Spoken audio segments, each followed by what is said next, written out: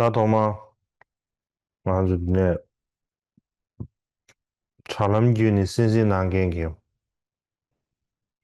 Zunächst möchte ich alle jene, die hier über das Internet zugeschaltet sind, die ehrwürdigen Mönche und Nonnen, Bhikshus, Bhikshunis des Sanghas und die Lehrer, die Khenpos, die Geshes, die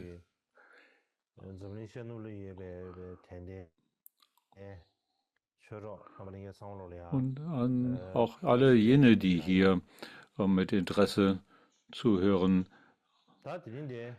und über das Internet zugeschaltet sind, allen meinen herzlichen Gruß und Taschitili. Heute sind wir in der 10. dieser Sitzung, in dieser Sommer-Dharmas und die letzte dieses Zykluses. Eigentlich hatten wir 13 geplant, aber während des Verlaufes dieses Sommerdharmas waren da einige, die Sitzungen, die ich nicht genügenderweise vorbereiten konnte und die deshalb weggefallen sind, so im Abweichen von dem ursprünglichen Plan, wo ich dachte, ich hätte ein paar mehr Tage, aber in anderer Hinsicht ist es auch sehr schwierig und auch körperlich anstrengend.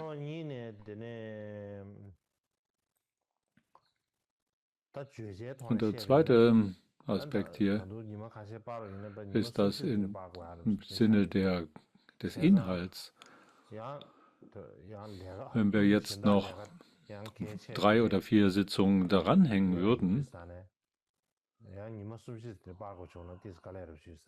dann gibt es auch andere wichtige Dinge, die ich auch noch zu erledigen habe. Und aus diesem Grunde wäre es sehr schwierig, jetzt noch 3 oder 4 Sitzungen daran zu hängen. Deshalb werden wir sie diesmal nicht weiter ausdehnen. Und das wird heute unsere letzte Sitzung in diesem Zyklus sein. Und wir werden heute damit diesen Sommerdharma für dieses Jahr abschließen. Der Inhalt der heutigen Sitzung ist in erster Linie die dritte und das vierte Konzil. Zuallererst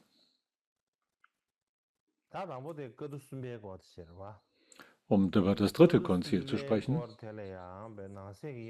Was das dritte Konzil oder das Zusammentragen des Buddha-Dharma-Worts anbetrifft,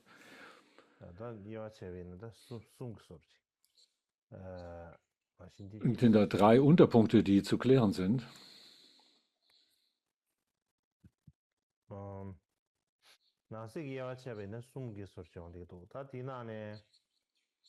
Es sind da gewissermaßen 3 Unterpunkte unter diesem Thema drittes Konzil oder drittes Zusammentragen der Buddha-Worte. Der erste Punkt ist,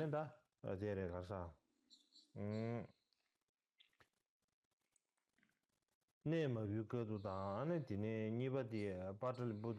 Vajraputra-Konzil, das zweite ist Pataliputra-Konzil. Und dann werde ich auch noch als drittes über die tibetischen Übermittlungen dieses sogenannten dritten Konzils sprechen. Wenn wir über die dritte und das vierte Konzil sprechen, dann sprechen wir im Prinzip über solche Untergruppenkonzile. Warum nennen wir sie Untergruppenkonzile oder Fraktionskonzile?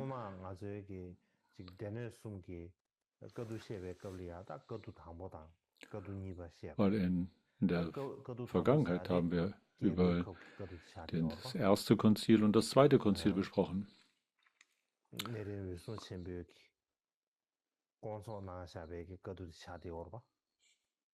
So, das erste Konzil war in Rajakriya, wurde durch den großen Kashyapa, den Mahakashyapa, angeführt. Und das zweite Konzil war das Konzil von Vaishali.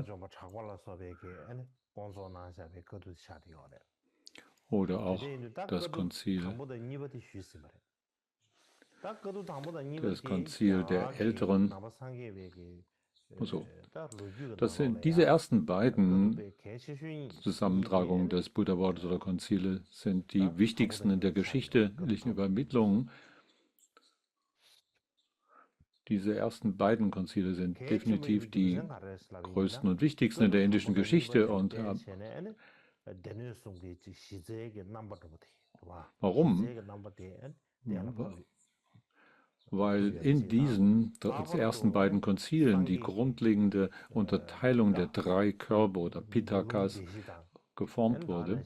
Die Organisation des Buddha-Wortes, im Besonderen die 4 Übertragungen, die 4 Agamas des Sutra und auch des Vinaya wurden zusammengetragen und in einer angemessenen Weise kategorisiert. Also wenn man das bespricht im Hinblick auf den Weg zur Freiheit, sind diese Konzile so etwas so unbezahlbar kostbar wie ein wunscherfüllender Juwel für jene, die auf dem Weg zur Befreiung sich befinden. Und wenn man über die Texte übermittelt aus Indien, China und Sri Lanka als Grundlage spricht, dann sind die ersten 2 Konzile. Dann hat es nach den ersten beiden Konzilen auch noch mehrere andere Konzile in Indien gegeben.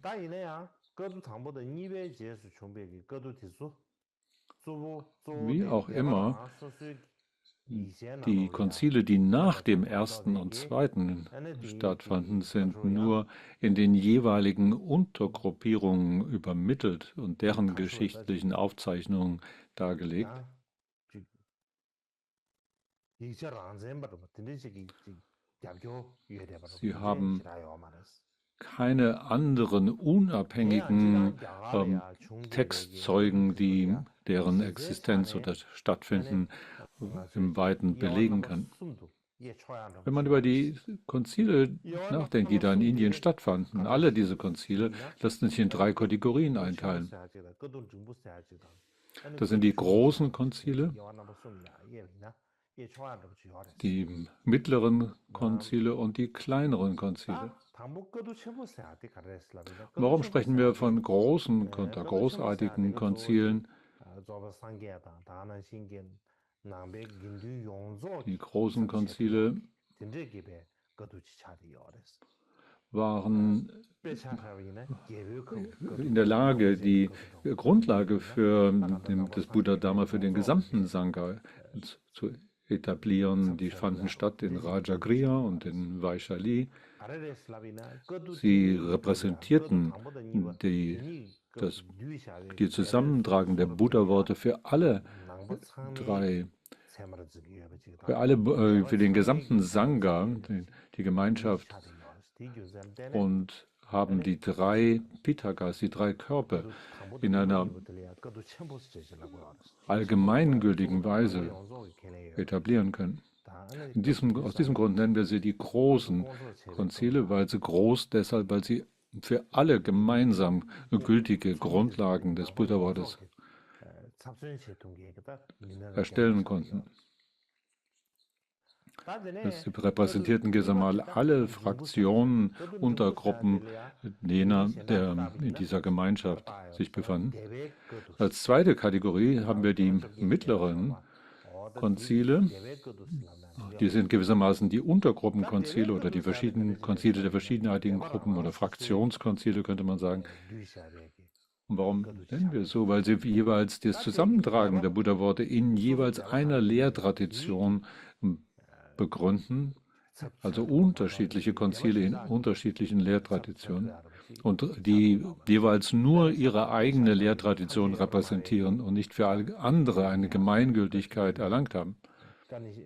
Und in erster Linie ist zum Beispiel das Sarvastivada-Konzil in Kaschmir zu nennen.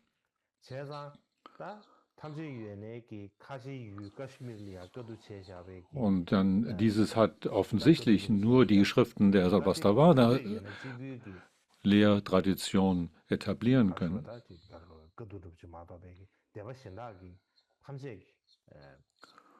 Insofern war die Gültigkeit dieses Konzils nur für die Sarvastivada-Lehrtradition gegeben und nicht gleichzeitig repräsentativ für alle anderen Fraktionen. Insofern sprechen wir von Untergruppenkonzilen oder Fraktionskonzilen, weil sie für jede der Lehrtraditionen ihre eigene Zusammenstellung der Buddha-Worte formuliert haben. Zum Beispiel sind in der chinesischen Tradition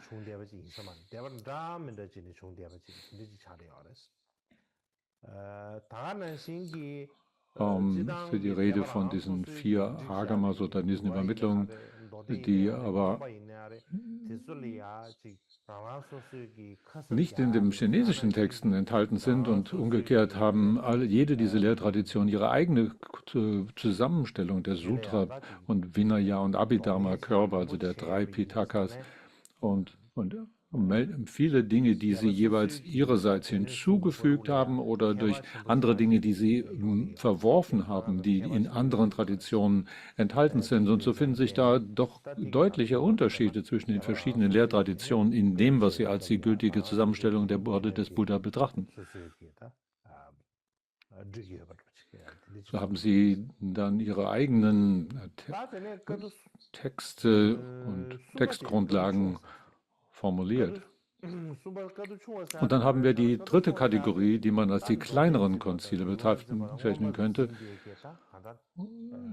Das sind Konzile, die durch einige Leute dann veranstaltet wurden und die jeweils Sutra oder Vinaya oder Abhidharma in ihrem Fokus hatten und dann um dann die 3 Pitakas zusammenzutragen und zu kommentieren und andere Werke hinzuzufügen.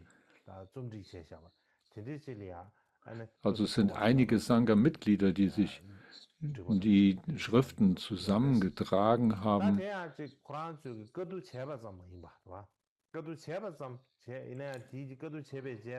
Aber nicht nur haben sie diese Schriften zusammengetragen, sondern auch sie verbreitet dann als Kollektion, als Zusammenstellung in einer Verbreitung zukommen lassen. Wenn sie nur sich zusammengesetzt haben und eine Zusammenstellung erstellt, aber die nicht verbreitet werden konnte, dann kann man nicht von einem kleineren Konzil sprechen. So wäre das, wie einige Untergruppen oder vielleicht Klöster ihre eigenen Textsammlungen pflegen. Das würde man aber nicht alleine als ein kleineres Konzil bezeichnen. Nur wenn sie dann darüber hinausgehend auch noch eine allgemeine Verbreitung gefunden haben sollten, dann könnte man diesen Ursprung der Zusammenstellung als ein kleineres Konzil so betrachten. So sprechen wir von diesen 3 Kategorien, der 3 Arten von Konzilen. Nach den ersten beiden großen Konzilen in Rajagriha und Vaishali, dann gab es keine anderen gleichwertigen Konzile, die in Indien noch stattgefunden haben. Und es gab aber mehrere an mittleren oder kleineren von solchen Zusammentragungen oder Konzilen. Und insbesondere sind da 3 von diesen Fraktionskonzilen zu nennen, die herausragen, die stattfanden in der Regierungszeit des Königs Ashoka und des Königs Kanishka. So, dafür finden wir unabhängige Textzeugen. So gibt es es scheint es also unabhängige Hinweise zu geben, dass sie tatsächlich stattgefunden haben, ohne dass wir jetzt genau in Einzelheiten sagen können, ob das tatsächlich so war oder nicht.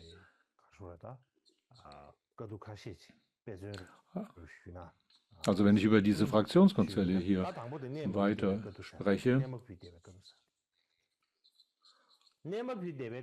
dann ist das Erste, was hier uns zu besprechen ist, als wäre das Vatsupitria-Konzil.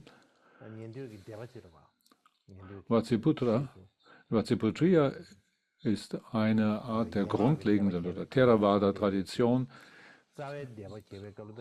in welche sich in verschiedene Unterschulen und Lehrrichtungen gebildet hat.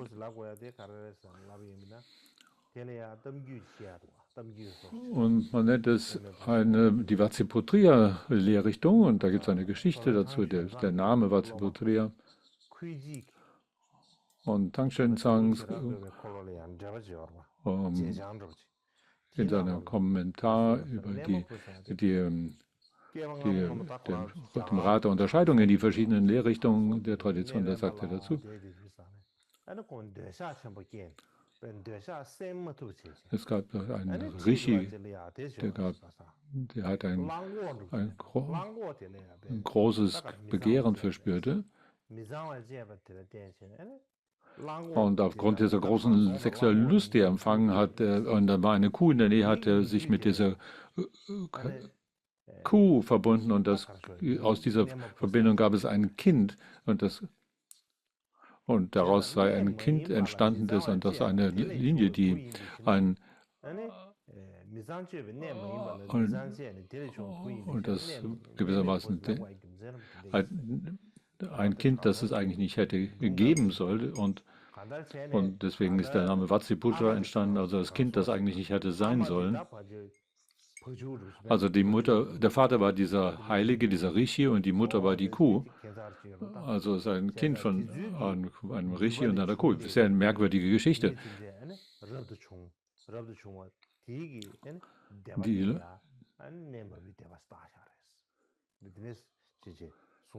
Also die Leute, die dieser Lehrrichtung angehören, die wurden also die Vatsiputriya-Leute genannt. Das ist die Beschreibung des Namens von diesem Vatsiputriya, aber wie auch immer die tibetische Übersetzung davon sagt, die Unterschiede in den verschiedenen Lehrrichtungen bedeutet, sagen, das ist mit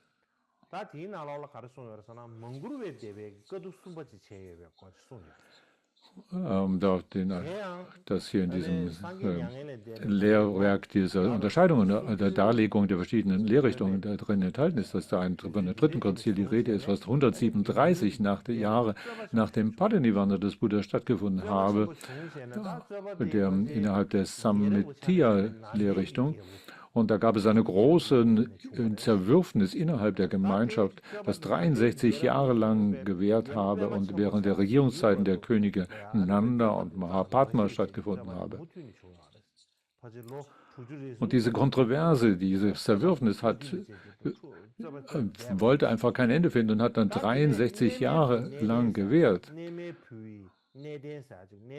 Und dass es in dieser Zeit einen älteren Stabira gegeben hat mit dem Namen der Vatsiputriya-Tradition und derselben Vatsiputriya-Gruppe, wie ich die eben beschrieben habe, einen älteren, also der aus dieser Überlieferungslinie kam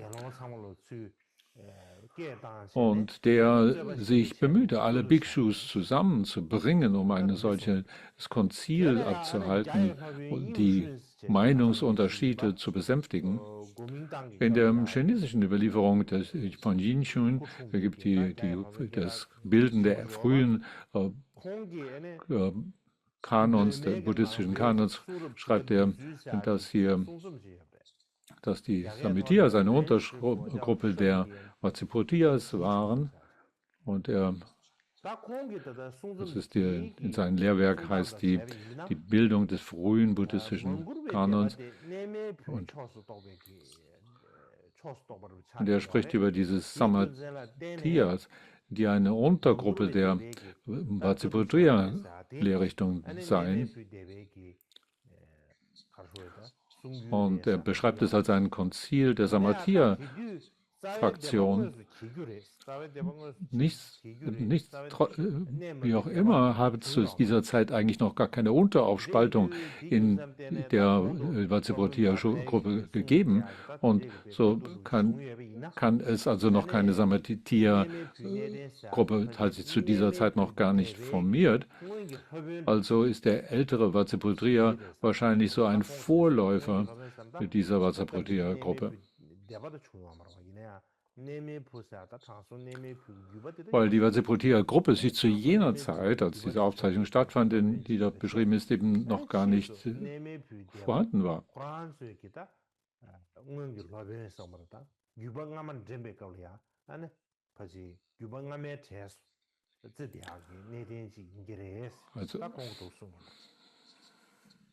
Also wir sprechen also von diesem älteren Vatsiputriya, der eben dieses Konzil zusammengerufen haben soll. Deswegen ist das Sepocia-Konzil genannt. Das zweite ist das Konzil von Pataliputra. Und das ist eine Stadt in dieser Zeit. Das ist nach der nördlichen Übermittlung, heißt es, während der Regierungszeit von Ashoka, in der Stadt Pataliputra,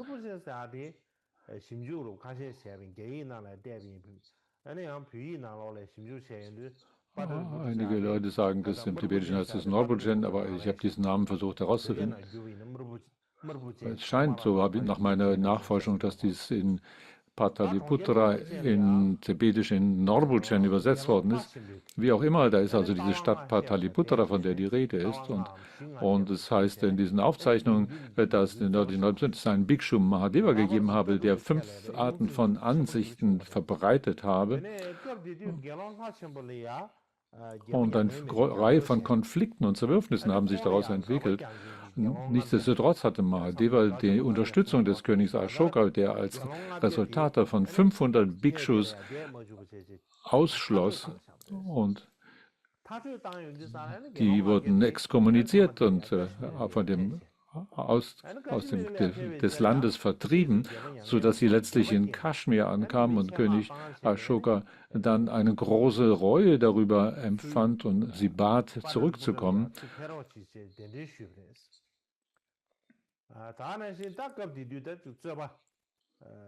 Und so dass sie dann zurückkamen nach Pataliputra, um alle diese Konflikte zu beseitigen und auszuräumen und zu befrieden, sei also dieses Konzil von Pataliputra abgehalten worden. So ist es in der nördlichen Tradition übermittelt. Das heißt, dass es in der Zeit von Ashoka stattgefunden habe, seiner Regierungszeit. In der chinesischen Tradition sei dies aber 110 Jahre nach dem Parinirvana des Buddha gewesen, und in der südlichen Tradition heißt es, dass es 228 Jahre nach dem Parinirvana des Buddha stattgefunden haben soll.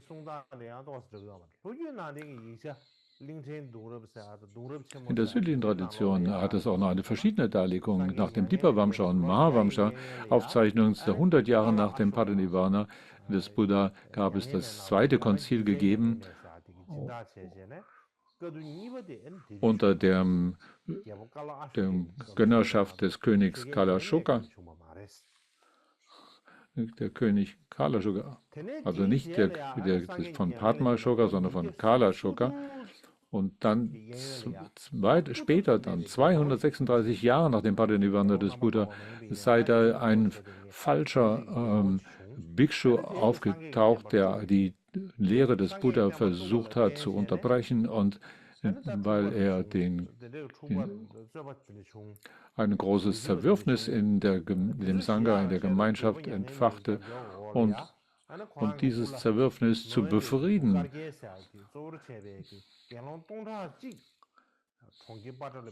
der König Ashoka durch den König Ashoka gesponsert 1000 Bhikshus sich unter der Führung von Mogapulitissa zu versammelten, und dass dies das dritte Konzil von Pataliputra formte.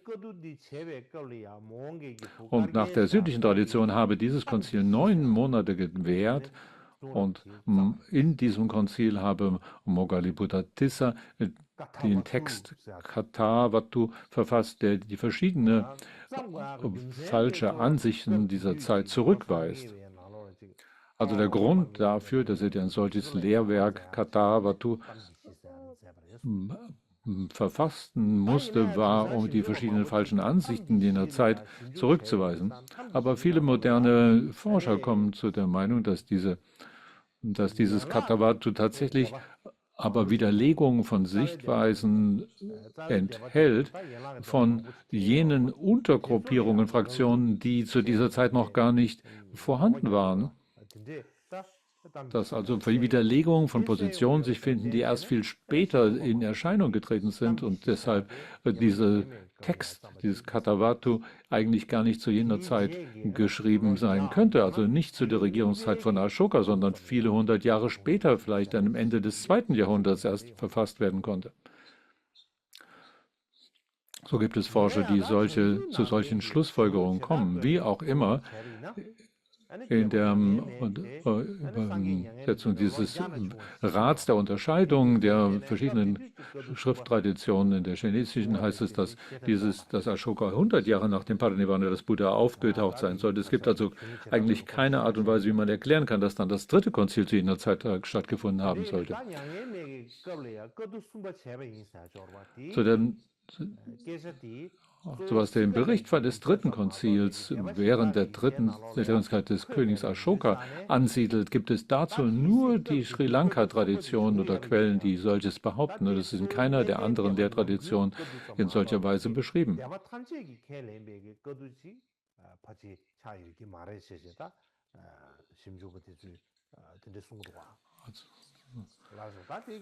Also, wenn man davon spricht, von diesem 3. Konzil, dann war es wahrscheinlich in erster Linie nur ein Konzil der Stavridavata-Tradition. Als nächstes möchte ich über die tibetische Übermittlung dieses Konzils sprechen. Manchmal in unserer tibetischen Übermittlung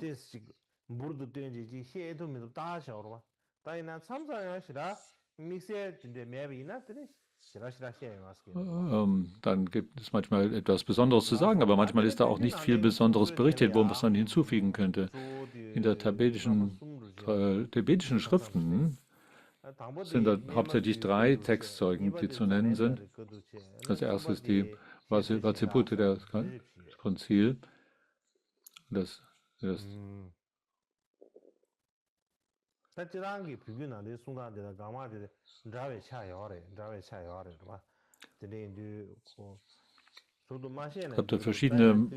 gibt viele Ähnlichkeiten innerhalb dieser Beschreibungen in verschiedenen Texten. Aber es ist vielleicht ganz gut, wenn wir sie im Einzelnen durchbesprechen könnten.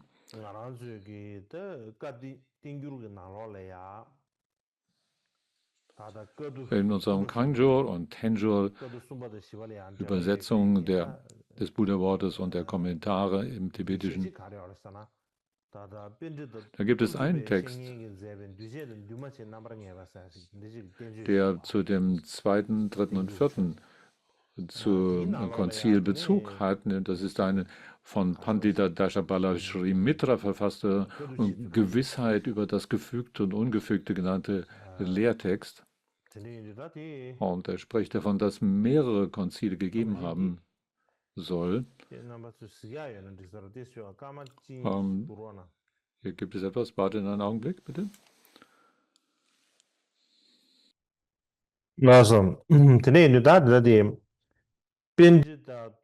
Okay. Wenn wir über die von Pandita Dashabala Sri Mitras Lehrwerk sprechen, der Gewissheit über das Gefügte und Ungefügte, dann wollte ich euch hier diesen Text möchte ich euch diesen Text selber dazu auch zeigen. Das ist besser, als wenn ich ihn nur hier mündlich vortragen wollte. Und das erste Punkt, den er anführt, ist, 100 Jahre nach dem Parinirvana des Tathagata haben sich 700 Bhikshus zusammengefunden, die frei von Begehren waren, um den Dharma zusammenzutragen. Wir sprechen also von dem Konzil von Vaishali, dem 2. Konzil. Dann 400 Jahre nach dem Tathagata ins Parinirvana, das spricht er von dem Vatsiputriya-Konzil. Spricht das, was ist sehr ähnlich mit dem, was wir vorher schon besprochen haben. Und dann danach spricht er über die Zusammentragung des Buddha-Wortes in der Samatya-Schule, die 700 Jahre nach dem Parinirvana des Tagatas stattgefunden haben soll und dann wiederum noch 800 Jahre nach dem Tathagatas Parinirvana durch einen älteren Bhuttika und Buddhamitra zusammengetragene Schriften, und das auch die sogenannte malige Zusammentragen der Samitya Dhamma. Es scheint also, dass alle dass wir hier diese letztgenannten alles Sametia-Dhamma-Konzile gewesen seien und ein Vatsiputia-Konzil und mehrere Sametia-Konzile gegeben haben soll. Das ist die Beschreibung, wie sie des indischen Meisters Dajapala Sri Mitra. Das sind also die ergänzenden zu dem ersten und zweiten Konzil noch zugefügten weiteren Konzile. Da gibt es aber auch noch eine Beschreibung des Vatsiputia. Was Bhutan Rinpoche dazu sagt, über das Vatsiputia Konschwinde, sagt hier, Bhutan Rinpoche sagt es in dem, dass es da sehr große Unterschiede über die Berichte dieser Konzile gegeben habe, über das dritte Konzil, über die ersten beiden allgemein anerkannten hinaus. Und er sagt hier, und das erste, was dann danach, nach den ersten beiden stattgefunden habe, sei eben das Vatsiputriya-Konzil. Er sagt, Bhutan sagt dazu, dass 137 Jahre nach dem Parinirvana des Buddha unter der Regierungszeit des Königs Nanda oder Mahapadma dann zu jener Zeit es einen älteren, einen Stavira,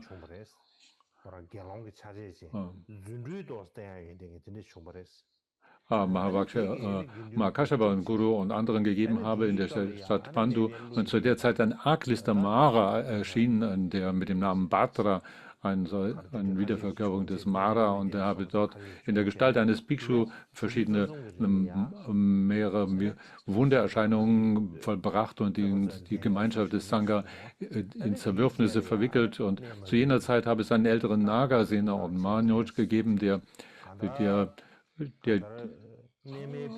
dann 63 Jahre danach dann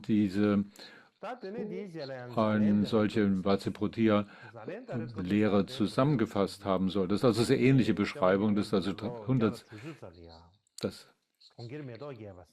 Dann gibt es eine andere Beschreibung, das heißt 136 Jahre danach, nach dem Parinirvana, während der Regierungszeit des Ashoka stattgefunden habe. Das also auch, einige sagen, dass es auch ein Vatsiputia-Konzil gewesen sei.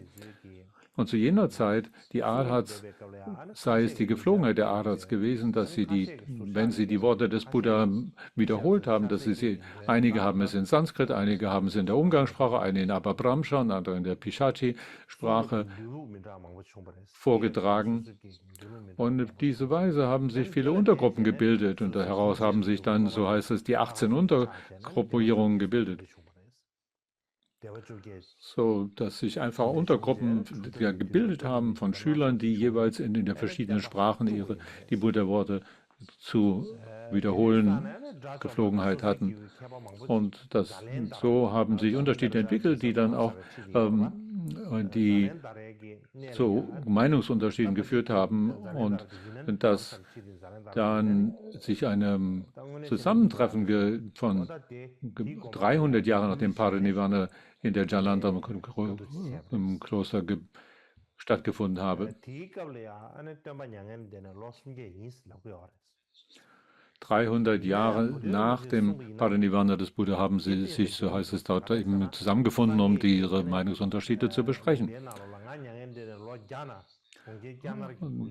Aber es gibt ja den Bericht, dass die Prophezeiung des Buddha selber, wo er sagt, 100 Jahre nachdem ich meinem Fortgehen wird ein König Ashok aus der Maurya-Dynastie erscheinen, der ein Kind aus der Stadt des Paliputra ist und der wird dann 84.000 Stupas mit meinen Reliquien bauen. So ist es in dem Avatamsaka Sutra gelegt.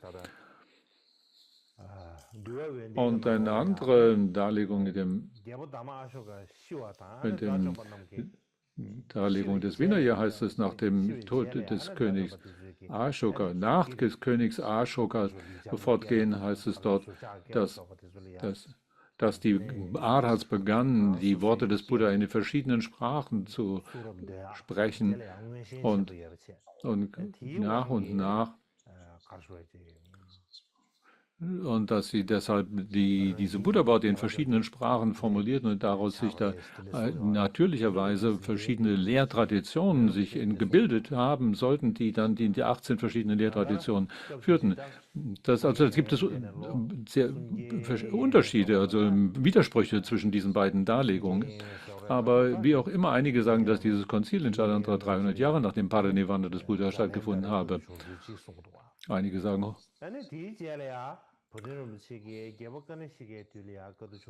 wenn man diesen Erklärungen von Bhutan Rinpoche folgt hier, dann habe dieses Konzil während der Regierungszeit von Kanishka stattgefunden. Darüber werde ich aber in dem vierten Konzil noch sprechen. Weiterhin sagt Taranatha in seiner Geschichte des Buddhismus in Indien, dass einige Leute behaupten, dass das dritte Konzil in der Zeit von König Mahapadma stattgefunden habe. Aber das ist nicht der Fall.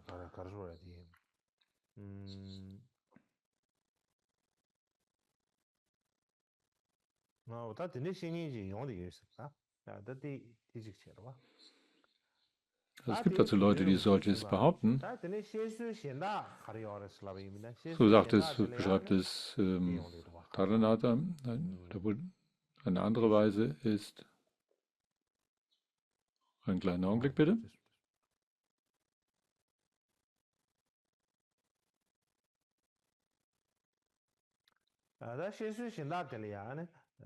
Nach einer anderen Erklärungsweise, die sich findet in den Sakya Panditas, Untersuchung der 3 Arten von Vorsätzen. Darin heißt es, ein Bhikshu mit dem Namen Mahadeva wird verschiedene falsche Dharma erklären. Widerlegt wurde er durch die Arahats, das dritte Konzil fand statt, so habe ich gehört. Und wenn man das wörtlich nimmt, dann habe dieses dritte Konzil eben stattgefunden, um die falschen Ansichten zu widerlegen, die durch Mahadeva in die Welt gebracht worden seien. Das scheint es zu sagen. Nun, da gibt es Kommentare zu diesem Grundtext von Shakyapandita, der die 3 Vorsätze erklärt. Es gibt die 4 große autoritative Kommentare von Lachön Samyepa, Pökangpa, Jamyang Rinchen Gyaltsen und Lechen Shenu und Katongpa. Das sind die 4 großen Kommentare.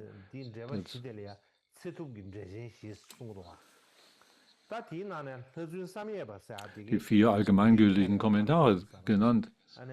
So, Lachön Samyepa sagt dazu,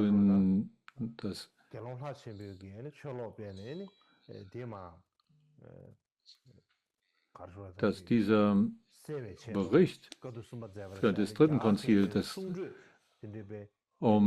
es stattgefunden habe, um die falschen Ansichten von Mahadeva zu widerlegen, nicht in den Schriften zu finden sei, aber eine mündliche Übermittlung der indischen Meister gewesen sei. Shakya Chogden sagt in seinem Kommentar zu der Erklärung der 3 Vorsätze, da gibt es einen Text des Vinaya, das heißt die glorreich oder das leuchtende Vinaya in 100 verschiedenen Verfahren.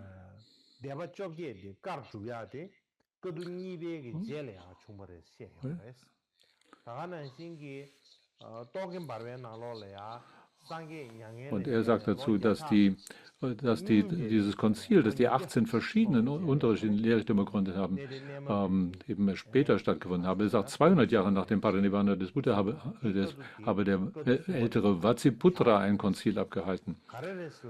Das sollte man das dritte Konzil nennen. Der Grund dafür ist, dass das zweite Konzil 110 Jahre nach dem Parinirvana stattgefunden haben. Was allgemein bekannt und anerkannt ist, dass diese 110 Jahre nach dem Parinirvana ein zweites Konzil gegeben habe und deshalb muss das Vatsiputra-Konzil als das dritte Konzil bezeichnet werden und in gleicher Weise. Und wenn es da heißt, in der Erklärung der 3 Vorsätze, dass dieses Konzil abgehalten worden sei, um die falschen Ansichten des Mahadeva zu beseitigen, ist der Grund dafür,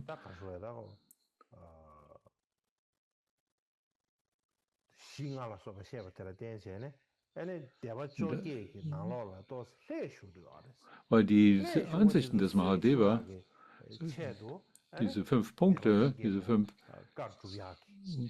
dass diese zu einer Verschmutzung gewissermaßen der 18 verschiedenen Lehrtraditionen geführt haben und dass dieses dritte Konzil deshalb notwendig war, um nachzuweisen, dass diese 18 Lehrtraditionen alle original die Tradition des Buddha, originale Buddha-Übermittlungen seien. Also der Grund für das dritte Konzil sei letztendlich, um die durch Mahadeva verbreiteten falschen Ansichten auszuräumen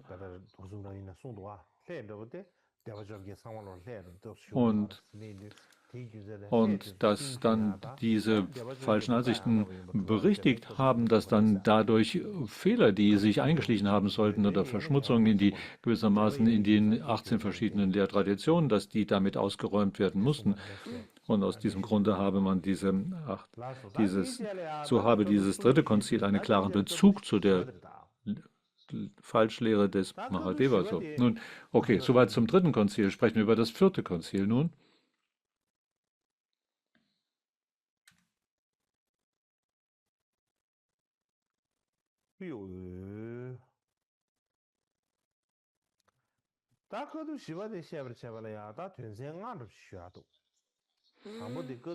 So, sprechen wir über das vierte Konzil. Da gibt es 5 Punkte. Das ist der Hintergrund der Umstände des Konzils, dann wie das stattgefunden hat und die Teilnehmer des Konzils und dann was der Inhalt war und das Resultat davon. Und das vierte ist, wie dadurch die Übermittlung des Buddha bewahrt wurde und was die historische Analyse und Schlussfolgerung daraus zu finden ist. Da sprechen wir also über das vierte Konzil. In der tibetischen Überlieferung ist das, was als viertes Konzil bekannt ist, eigentlich das dritte. Aber nach der Übermittlung von Tan Chün Sang in seinen Reiseberichten ist es das vierte Konzil.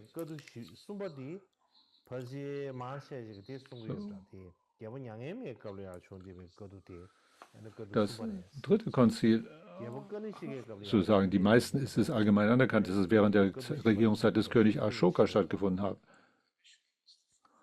Und das in der Königszeit von Kanishka stattgefundene Konzil sei das vierte Konzil. Da gibt es eine unterschiedliche Darlegung je nach der Übermittlungstradition. Wie auch immer, der Grund, warum das vierte Konzil überhaupt stattgefunden haben solle, da war das 400 Jahre nach dem Parinirvana des Buddha. Und einige sagen, es sei 600 Jahre, einige 500 Jahre und so wieder, aber allgemein meistens anerkannt ist 400 Jahre. Das wäre also Beginn des 5. Jahrhunderts. Das ist die mehr anerkannte Version, also 400 Jahre nach dem Parinirvana des Buddha, ungefähr nach dem Parinirvana des Buddha.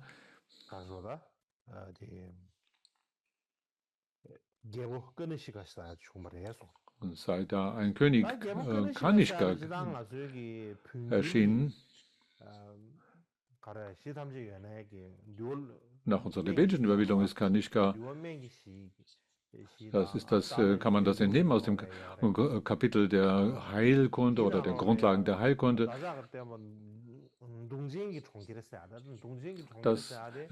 Darin ist berichtet, dass zur Zeit, als der große Lehrer, also der Buddha in Kushinaga geweilt habe, und er habe dort die Yakshini Dungchenma bezähmt. Das war diese Dämonin, die Menschen gefressen hat. Und nachdem er sie dort bezähmt hatte, sah er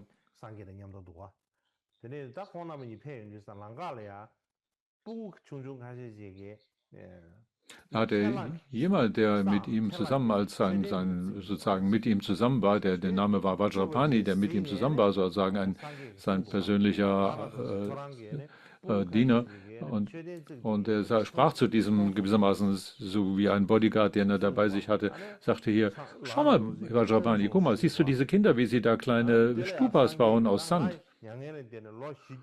Und er sagt, ja, Ehrwürdiger, das sehe ich. Und dann sagt der Vajrapani, 400 Jahre nachdem ich in Parinirvana gehe, wird ein König des Kushana-Clans mit dem Namen Kanishka erscheinen.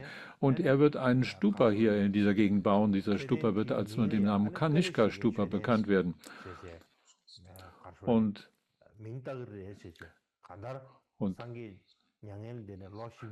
so, jedenfalls 400 Jahre ist da die Vorhersage enthalten, dass 400 Jahre nach dem Fortgehen des Buddha, dass ein solcher König Kanishka erscheinen werde. Dieses findet sich in dem Kapitel der Grundlagen der Heilkunde. Jedenfalls also 400 Jahre nach dem Parinirvana des Buddha ist dieser König Kanishka aus der Kushan-Dynastie und zu seiner Regierungszeit heißt es weiter, dass die Sarvastivada-Lehrrichtung die Hauptströmung der Buddha-Lehre in Nordwestindien gewesen sei. Und im Kaschmir selber war sozusagen deren Zentrum oder Bastion für diese Sarvastivada-Lehrrichtung.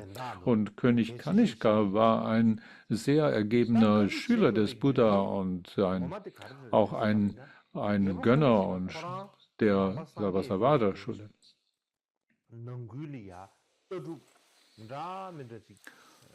Und der Grund, wenn wir darüber sprechen, warum es ein viertes Konzil gegeben haben soll, ist, dass der König selber hier bemerkte, dass es so viele Unterschiede in der Darlegung der Lehre des Buddha gab und er deshalb Zweifel entwickelte. Und jeden Tag, so heißt es, habe er einen herausragenden einen Bhikshu eingeladen in seinen Palast, und um den Dharma zu lehren und ihm persönlich das vorzutragen.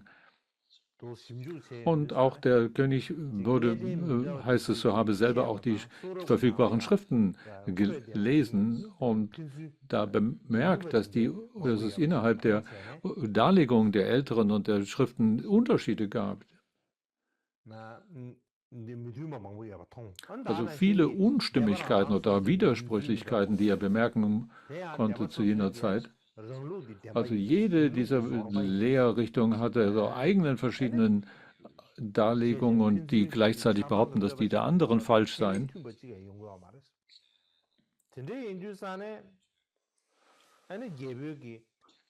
Er sah also diese Widersprüchlichkeiten und auseinandergehenden Lehrrichtungen, die jeweils an ihren eigenen Positionen festhielten, und er fand es sehr schwierig herauszufinden, was denn nun eigentlich das Richtige unter diesen verschiedenen Darstellungen sei. Und er hatte die große Sorge, dass die zukünftigen Generationen eine Schwierigkeit empfinden würden, auf was sie sich eigentlich verlassen sollen. Und er war von dieser Sorge beseelt, und so heißt es, dass der König Kanishka dann sich an einen ehrwürdigen Älteren mit dem Namen Parshva gewandt habe. Dieser ältere Parshva, dieser Stavira,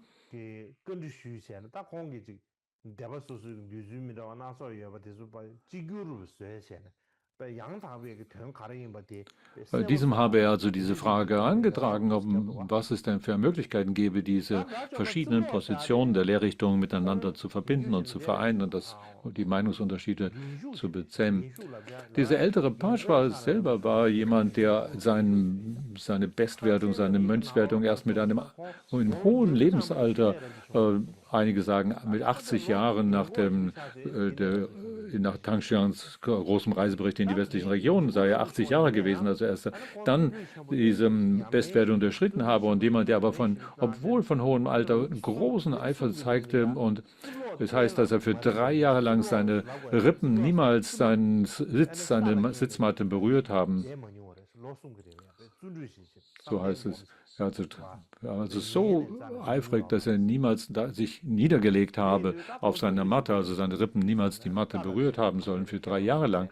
Und das heißt, dass er darüber hinaus nicht nur eifrig, sondern auch sehr wohlkundig war in all den Schriften und den verschiedenen Darlegungen. Und er habe auch den Zustand eines Arhat erreicht zu dieser.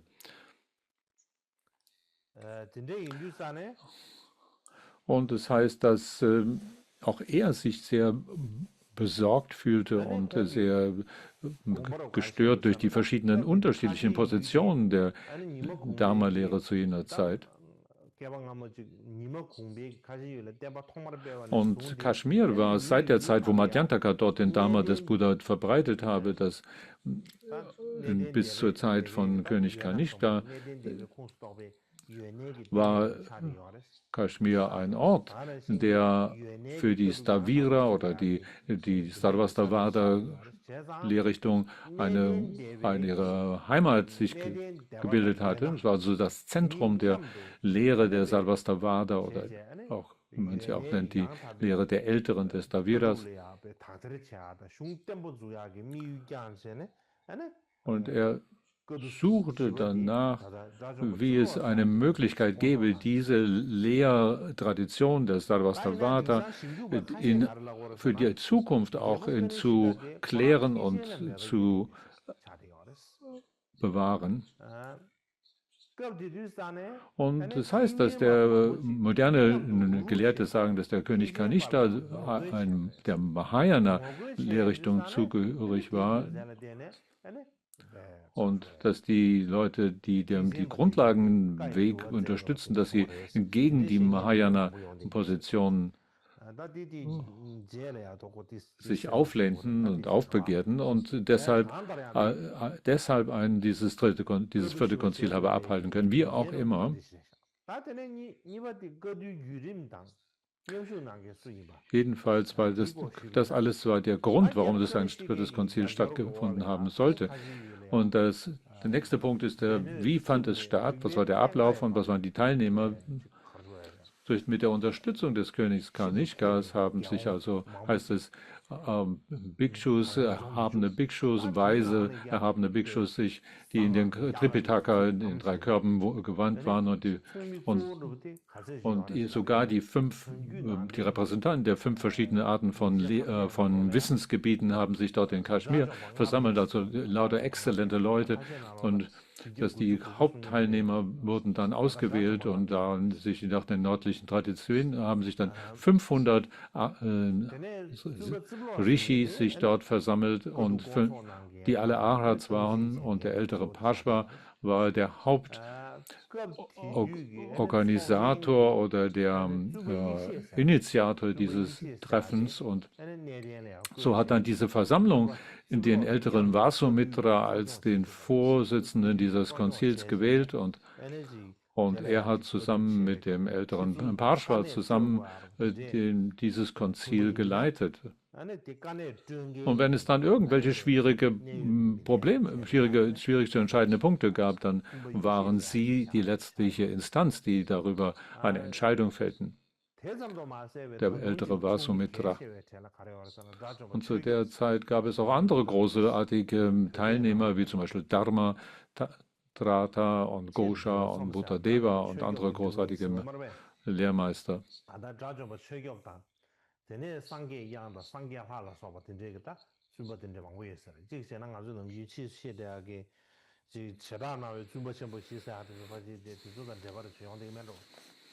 Ich denke, dass das die 4 großen Lehrer dieser Zeit waren. Jedenfalls war das Konzil der Ort des Zusammentreffens war ein Guptan Navana Sankarama in Kaschmir. Einige sagen, dass es in Kaschmir selber stattgefunden hat, einige sagen, dass es in Gandhara stattgefunden habe. Wie auch immer, da gibt es unterschiedliche Meinungen über den Ort dieses Zusammentreffens. Und in Begriffen der Teilnehmer gibt es auch wieder verschiedene Darlegungen. Da gibt es in der Biografie von Vasubandhu, heißt es, die ins Chinesische übersetzt ist, da heißt, Zu der Zeit habe es einen Bhikshu, der Sarvastivada-Schule gegeben, der mit Katyana Niputra, der 500 Arhats zusammenrief und auch zusätzlich noch 500 Bodhisattvas. In der tibetischen Lehrübermittlung hingegen sprechen wir von, dass da 500 Arhats gewesen seien und dann 500 Bodhisattvas und 500 gewöhnliche Panditas, das zusammen 1500 Teilnehmer begründen. In Bhutan Rinpoches Darlegung in der Geschichte des Dharma in Indien schreibt er sagt, Bhutan Rinpoche sagt, einige Leute behaupten, dass nachdem die Gemeinschaft in 18 verschiedene Untergruppierungen oder Fraktionen zerbrochen sei, dass da die Frage entstand, ob alle diese 18 wirklich die Worte des Buddhas wiedergeben. Und um diese Zweifel auszuräumen, habe in der tibetischen Tradition, was in der tibetischen Tradition als das dritte Konzil bezeichnet wird, was wir aber jetzt hier als das vierte bezeichnen, jedenfalls, was auch immer, das war das Konzil, das zu der Zeit der Regierungszeit von Kanishka stattgefunden habe und das 300 Jahre nach des großen Lehrers Parinirvana stattfand in einem Platz in Kunpana in Kaschmir durch den König von Jalandhara, nämlich Kanishka, Jalandhara Kanishka, das ihn gesponsert und dass dieses Konzil 500 Arhats einschloss und 500 Bodhisattvas einschließlich Vasumitra und 250 oder 160.000 gewöhnliche Individuen oder Panditas, die sich dort alle versammelten. Und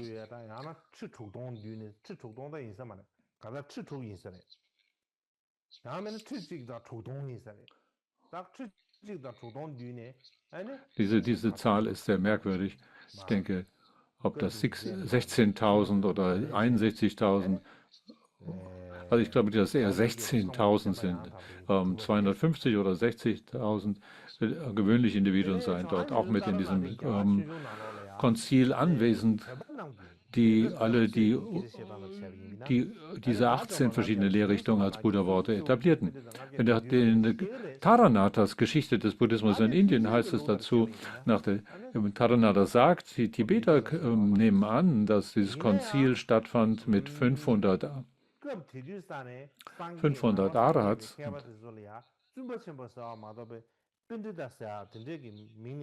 Und dass 500 Bodhisattvas und 500 gewöhnliche Panditas darin stattfanden. Aber er sagt hier, dass obwohl es nicht, sagen wir mal, nicht gegen die Mahayana-Tradition spricht, aber es ist trotzdem, dass zu jener Zeit waren diese eigentlich nicht Panditas genannt, sondern man sprach von Mahabhatarakas. So, das Wort Pandita war dafür nicht üblich.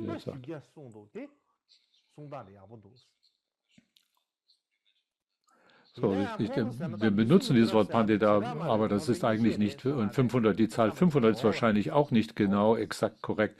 Und dann gibt es noch dieses einzelne Blatt, das übermittelt ist in dem aus einer indischen Tradition übersetzt von Schönupal. Und diesem einzelnen Blatt sind die verschiedene Abfolge der Dhamma-Weitergabe dargelegt. Und da wird auch die Rede von 400 Bhattarakas, einschließlich Vasumitra. Aber dies ist nicht dieser Vasumitra, der gleichzeitig der großartige Vaibhashika Acharya Vasumitra gewesen. Und wie auch immer gibt es hier, dass hier die Rede ist auch von dem Dharma der Shravakas, dass es dann 500 Arhats gegeben hat und 5000 Mahabhattarakas und die alle in Tripitaka gelehrt seien. 500 Arhats, die hier erwähnt sind, sind eigentlich nur, um die Lehre in ihrer Wichtigkeit zu herauszuheben. Tatsächlich waren es wahrscheinlich viel weniger Arhats oder wenn man die Zahl derjenigen, nicht nur die eigentlichen, vollständigen Arhats, sondern auch jene dazu zählt, die den Strom eingetreten sind und dann ein Resultat erlangt haben, dann mag es vielleicht 500 gewesen sein,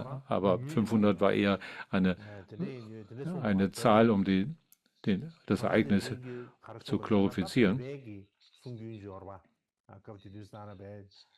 Also Tanada sagt, dass die tibetische Erklärung zu jener Zeit, die von 500 Adats oder 500 Bodhisattvas und 500 gewöhnlichen spricht, dass das eine Übertreibung sein und dieses, so wie wir hier von 500 sprechen. Tatsächlich seien aber nur einige besondere, herausragende, ehrwürdige Personen dort versammelt gewesen. Der nächste Punkt ist der Inhalt dieses Konzils und was das Ergebnis davon gewesen sein soll. Auch darüber gibt es deutliche Unterschiede in der Übermittlung, was da in der nördlichen Darlegen der Haupttradition der nördlichen Überlieferung heißt es dazu, nach den großen Tang-Berichten, der Reiseberichten der westlichen Region, darin, dass diese Hauptbedeutung dieses Konzils darin bestand, die autoritativen Kommentare, also die Shastras zu dem Tripitaka zu formulieren und nicht die Bedeutung hatte, die Sutras und Vinaya noch einmal neu zu formulieren. Sie haben also nicht die Sutras zu jener Zeit neu zusammengestellt, sondern in erster Linie Kommentare dazu verfasst und zusammengestellt. Das sei der Grund, warum die 500 Adats sich dort zusammengefügt haben, um diese Texte zusammenzustellen, ja, also Kommentare zu verfassen, Lehrwerke. Und der erste dieses ist ein Upadesha, also ein Ratgeber, der mit den 100.000 Versen. Dieses erste Lehrwerk, die sogenannte Upadesha, habe 100.000 Verse enthalten und sei ein Kommentar zu dem Sutra Pitaka gewesen. Also ein Kommentar, der die Sutra-Lehre des Buddha erklärt. Und dann gibt es den Vinaya Vibhasha, die Unterscheidung des Vinaya, auch in 100.000 Versen, das dem Vinaya Pitaka Erklärung dienlich sein sollte. Dann gibt es letztlich noch den Abhidharma Vibhasha, also die Unterscheidung oder Untersuchung des Abhidharma, auch in 100.000 Versen, um den Abhidharma Pitaka zu erklären. So gibt es also 3 Kommentare, die zusammen 300.000 Verse und damit 9,6 Millionen Wörter, oder einige sagen 6,6 Millionen Wörter, enthalten, um systematisch die Sarvastivada-Lehrrichtung zu formulieren. Das ist also eine enorme Menge an Text, die damals, oder an Lehrtradition, die damals zusammengetragen wurde. Das ist eine Art, das darzulegen. Ein anderer Bericht hier ist der Biografie von Vasubandhu, wo es heißt, bis 100 Jahre, dass der Katyana nach Kaschmir gehen würde und dann später sich dann die 500 zusammenfallen fanden, um ausführliche Kommentare zum Abhidharma zusammenzustellen, also nicht von allen, sondern nur vom Abhidharma. Und da gab es einen Meister Ashwagosha. Und dieser Text, der von Ashwagosha verfasst wird, habe 1 Million Verse gehabt. Das ist ein Bodhisattva Ashwagosha, der einen solchen Kommentar einen Vibhasha genannten Kommentar zu dem Abhidharma zusammengefasst haben soll. Die Frage ist, ob dieser Ashwagosha derselbe ist, wer auch der Schüler von Aryadeva gewesen sein soll.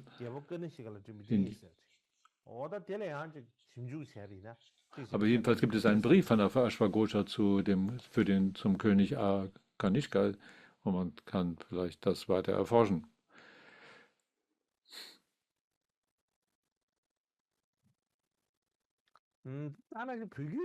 In der tibetischen Übermittlung hingegen,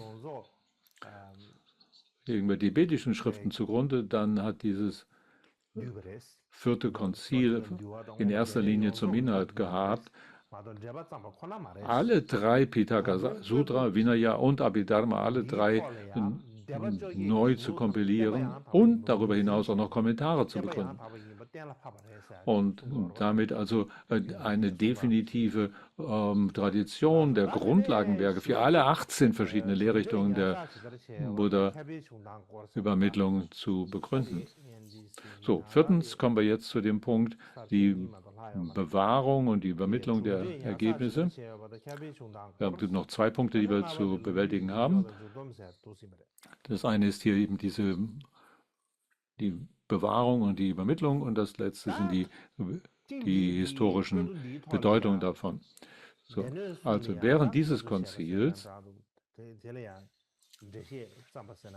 das die drei Pithakas zusammentrug oder Kommentare dazu, in jedem Fall wie auch immer, was wir annehmen, dass der König Kanishka zu jener Zeit diese Bedeutung des Konzils erkannte und das Ergebnis des Konzils für so wichtig befand,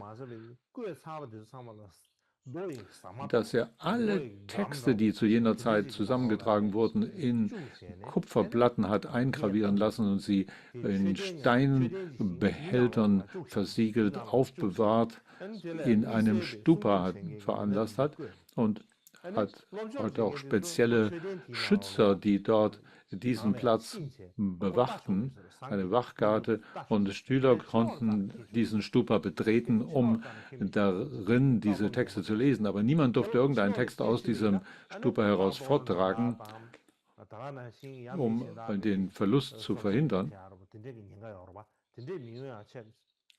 Und da war die Angst, dass jemand einen solchen Text entwenden oder verändern könnte. So durfte niemand diese Texte aus dem Stupa entfernen, sondern wer immer sie studieren wollte, musste in dem Stupa dort sitzen. Und das heißt, dass dann, um die gesamte Menge dieser Texte allein lesen zu wollen, habe man 12 Jahre benötigt. Wie auch immer, ist diese enorme Arbeit, die damals geleistet wurde, in späteren Generationen verloren. Und besonders der Text von Upadesha und der Vinaya Vibhasha sind seit langer Zeit verloren. Nur in dem Abhidharma Mahavibhasha, das sind 200 Bände umfasst, sind in das Chinesische übersetzt worden durch Xunzang und deshalb relativ vollständig bis auf den heutigen Tag übermittelt. Also nur in Chinesischen übermittelt. Also diese große Abhandlung ist der am weitestgehend vollständige Text und grundlegend für die Sarvastivada-Lehrrichtung und von großer Bedeutung auch für uns in Tibet.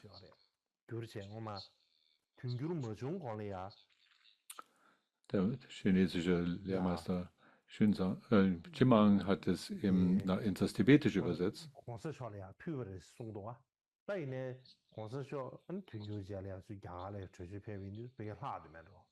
und hat es dem Dalai Lama geschenkt, und nach werden gedruckt und einige sind leider unvollständig, aber weitestgehend vollständig heutzutage. Es gibt eine Publikation in Buchform durch ein tibetischen Druckhaus. Das meiste davon ist da. Und das meiste ist auf der Adarsha-Webseite auch enthalten bereits. Die große Abhandlung und auch die Jnana Prasthana und die Abhidharma-Texte, des Master Chipar übersetzten Texte aus dem Chinesischen sind dort auch enthalten. So, wenn man sich mit der großen Abhandlung beschäftigen möchte, dann sind das sehr wichtige Texte, die es zu studieren gilt. So, der 5. Punkt ist die historische Untersuchung und auch den Abschluss. Wenn wir über die historische Untersuchung dieser Vorgänge sprechen wollen, dann sollten wir über die Natur und die Reichweite dessen nachdenken.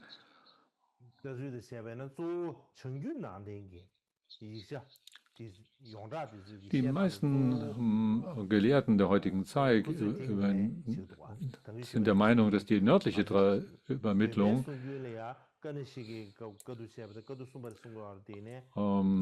hier Gültigkeit habe, die da zu dem Schluss kommen, dass die vierte Konzil sei. Die tibetische Übermittlung spricht von, dass darin die Kommentare zusammengetragen wurde und nicht so sehr und keine neue Zusammenstellung der Sutra, der Tripitakas. Die tibetische Übermittlung spricht davon, dass alle drei Pitakas neu formuliert worden seien und die Grundlage für die 18 Schulen zu bilden. Das widerspricht sich aber mit den Tatsachen dieses Königs Kanishka und seiner Hingabe zu dieser Vastivada-Schule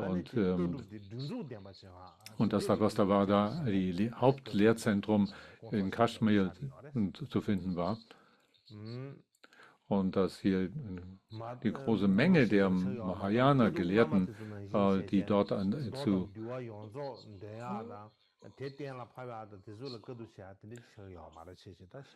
so sei der Hauptgegenstand dieses vierten Konzils gewesen, nochmal das alles definitiv zu begründen, aber nicht wie bei den ursprünglichen Konzilen, sie neu zusammenzutragen, sondern nur nochmal zu verfestigen und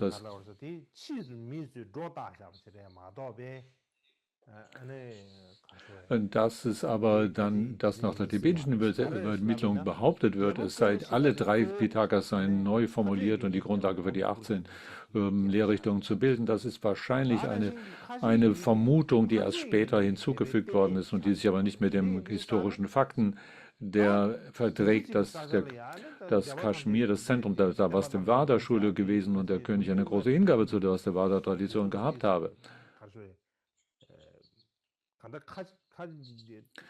Und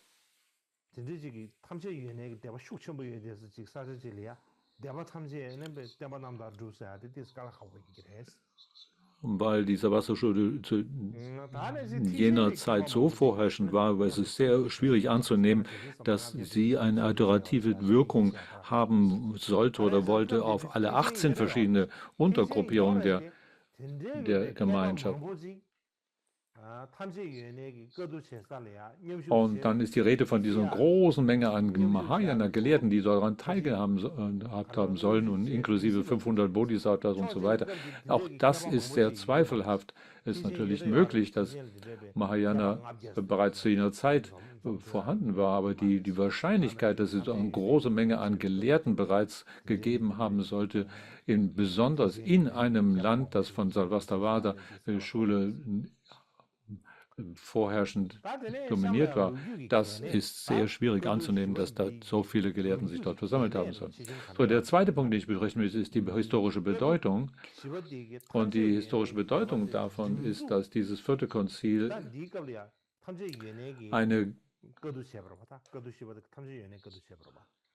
ein Sarvastivada-Konzil gewesen ist und damit zu jener Zeit eine systematische Ordnung der Lehre und auch eine Reifung der Darlegung bedeutet.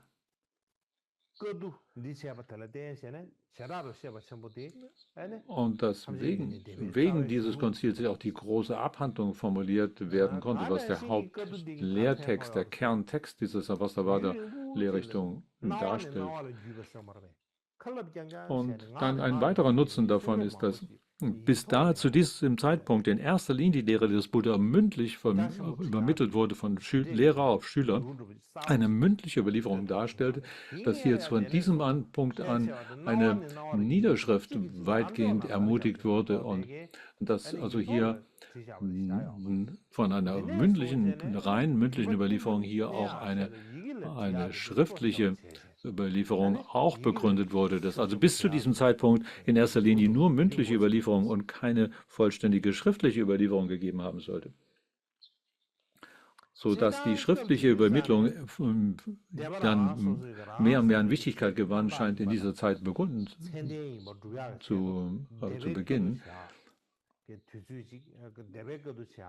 Und dass sie dann wiederum jede dieser Gruppen hier eine Tendenz hat, ihre eigene Schriftkollektion als besonders richtig und rein und autoritativ darzustellen. So kann man sagen, dass es hier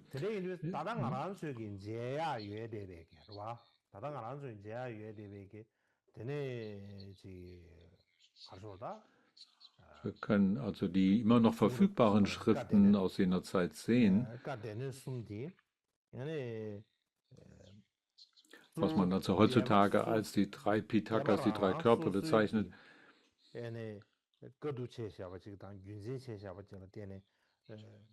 Dass die bei durch die einzelnen Untergruppen oder Fraktionen der Lehre des Buddha, also in diesen Hauptlehrtraditionen, eigene Kollektionen verfasst worden sind. Und wenn wir uns fragen, ob das dieselbe Form hat, wie sie ursprünglich mal waren, das ist sehr fraglich. Da ist wieder und wieder hat es darin Wandlungen gegeben und Änderungen. Und wir brauchen jetzt keine von den kleineren Lehrtraditionen, aber von den Hauptlehrtraditionen, dass ihre Übermittlung und Weitergabe der drei Pitakas jeweils in einem eigenen Konzil formuliert worden ist. Das können wir wohl annehmen an dieser Stelle, dass sie eigene Fraktionskonzile hatten, um ihre jeweilige Kollektion der Lehrtexte zu begründen. Und dass wegen dieser Konzile der Hauptlehrtradition, dass wir jetzt heutzutage diese drei Pitaka zur Verfügung haben, dass sie aber je in ihren Lehrtraditionen zugeordnet werden müssen. Und dass die Schriften der jeweiligen Hauptlehrtraditionen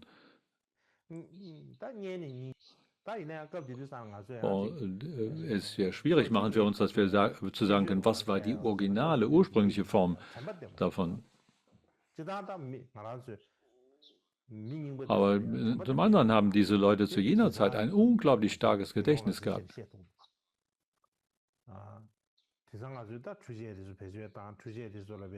Heute haben wir dieses Gedächtnis nicht mehr.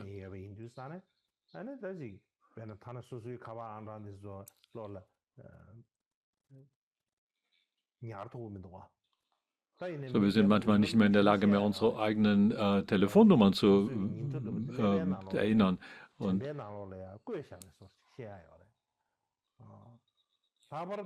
was sie damals so alles behalten konnten, das ist schon enorm. Insbesondere in der buddhistischen Übermittlung sind die Arhats, die herausragend gewesen, die Fähigkeit des Nicht-mehr-Vergessens erlangt hatten und alles, die haben alles aufgenommen, so als ob sie man einen Tonband nebenlaufen hält. Und sie haben nicht ein einziges Wort darin falsch erinnert. Sie konnten es alles flüssig erinnern und wiedergeben. Das ist also nicht unmöglich. Auch in Tibet gab es einige Leute, die Geschichten des König Gesas wiederholen können, die noch nicht mal lesen und schreiben können, die aber in der Lage sind, alle die verschiedenen Geschichten der Übermittlung des Königs Gesas wiederzugeben. Aus irgendeinem Grund plötzlich ist das über sie gekommen. Sie hatten einen Traum über der Geschichten des Königs Gesa und sie hatten diese Träume, die in diese Geschichten und durch den Segen ihres Gurus waren sie in der Lage, diese Geschichten alle wortwörtlich wiederzugeben. Sie können ohne einen Fehler einfach flüssig die gesamte Geschichten darlegen, obwohl sie selber des Lesens und Schreibens gar nicht kundig sind. Wir könnten heutzutage, selbst wenn wir versuchen wollten, alle diese Geschichten zu lesen und dann zu memorisieren, wären wir nicht in der Lage, diese wiederzugeben. Und die haben sie, ohne dass sie einen vorigen Lernaufwand durchleben, plötzlich hatten sie diese Fähigkeit. So gibt es also Leute in Tibet, die heutzutage noch diese Geschichten einfach so, die ganzen Balladen und die ganzen Geschichten wiedergeben können. Das ist also tatsächlich wahr, dass es so etwas gibt. Sie sind dazu in der Lage. Und weil so etwas passiert, weil so etwas tatsächlich möglich ist, ist das also hier alles damals war es möglich, dass damals alles niedergeschrieben werden konnte. Das ist das, was ich heute sagen wollte, soweit. Und das ist nicht nur für heute, sondern auch vielleicht ist das auch der Abschluss dieser Reihe für dieses Jahr. Und tatsächlich, ich sollte über eines noch sprechen. Am 14. Oktober ist das der Michis Dorjis Parinirvana Feiertag. In Tibet benutzen sie diesen Tag bereits, um ihn zu zelebrieren. Vielleicht sollten wir auch nach dieser Zobo-Tradition, ist es der dritte Tag des 8. Monats im tibetischen Kalender, das, was heute auf den 14., dieses Jahr auf den 14. Oktober fällt. An diesem Tag sollten wir uns alle zusammenfinden und gemeinsam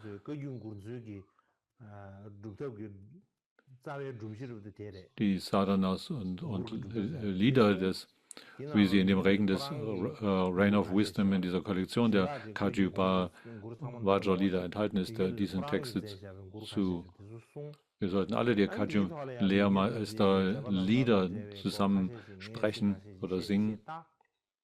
Und ich werde ein paar Dinge dazu anfügen zu dem Leben von Meiji Dorje und seinen wichtigsten Taten.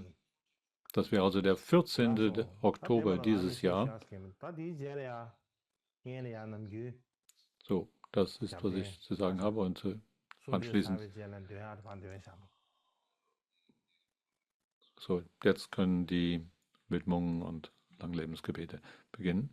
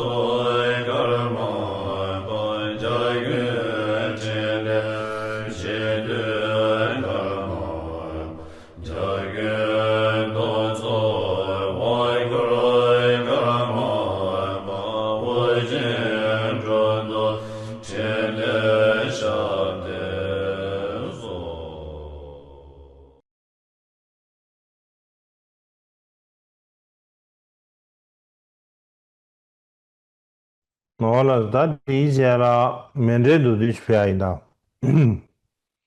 Nachdem haben wir den Mandala.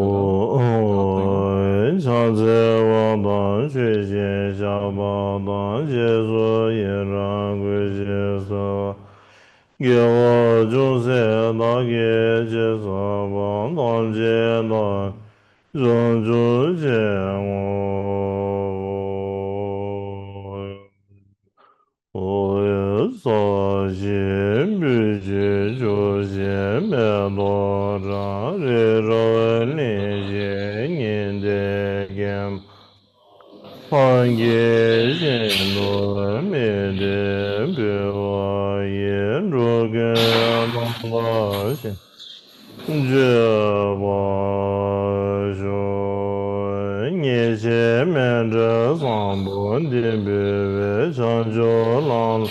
花间面中线对算的线光宝刀把，西布拉面对小来面内线南开娘，中南这乌拉兄。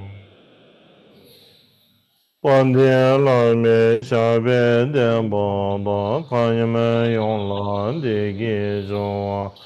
大兴马驴草撒之上，牛犊三结撒兰桂不拉说，电棒机电康索全棒，电棒女心都塞瓦棒，电金波罗大兴给棒，电棒与人内别扎心中。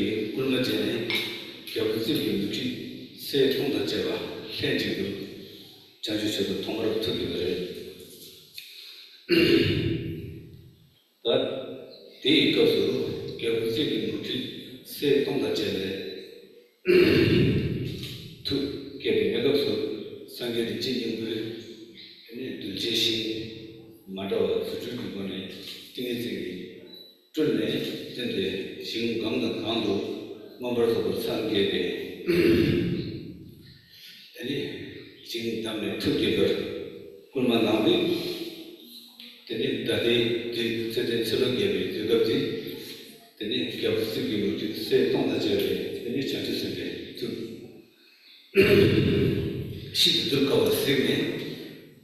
이게 또 왜 내가 봐 정치 계속 중인 거예요. 저는 지금 계속 승진은 명목받은 레는 지금 동아리 신도 따로 내가 편해요. 들이 잡다 괜찮아. 문제는 좋아해 봐. 쓰네. 인지 서비스 bar.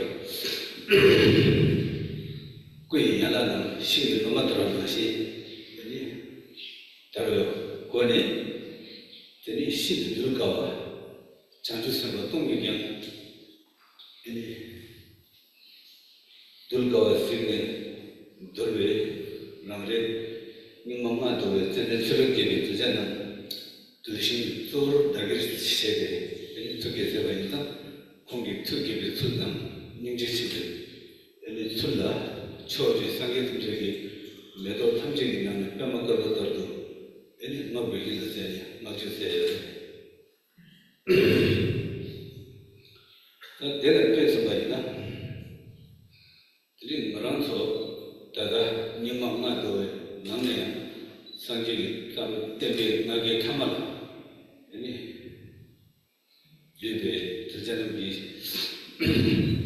뭘 때나 ele sangue chega tudo bem não é que tu já ele sangue tá chega tudo bem isso não tem até perdo tem tempo de que se tamba rab da ba que agar tambe la soba kimse ki gelo sen na la ele tang me ba chung ye je so kang ki yang tul ma ba tu jan ba ge ba ele ma ge thume perdo ba mar ne be Ini Ronald Wilder namla Tukse Yavas Chesumne. Also es spricht davon, dass die Zeit kommen werde nach dem Buddha, wohl die Zeit des Verfalls und das ist auch die Zeit, Zeit des großen Mitgefühls des Wirkens des Buddha und dass es wichtig ist, dass in die Zeit, in dem der Wiederverkörperung, die eine große Güte des Buddha hier zu uns ausdrückt.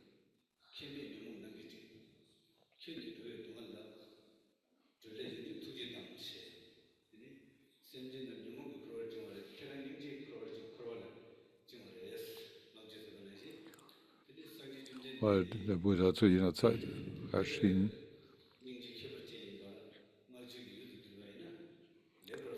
aus großem Mitgefühl,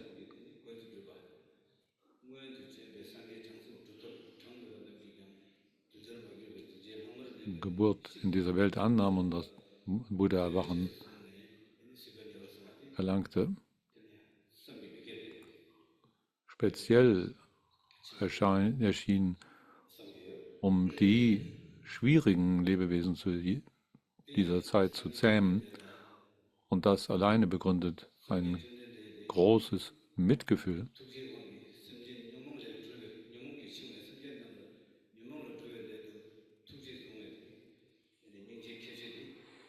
Das besondere Mitgefühl im Hinblick auf alle Lebewesen, die solcher Art von Gefühlsstörungen geplagt und beeinflusst sind.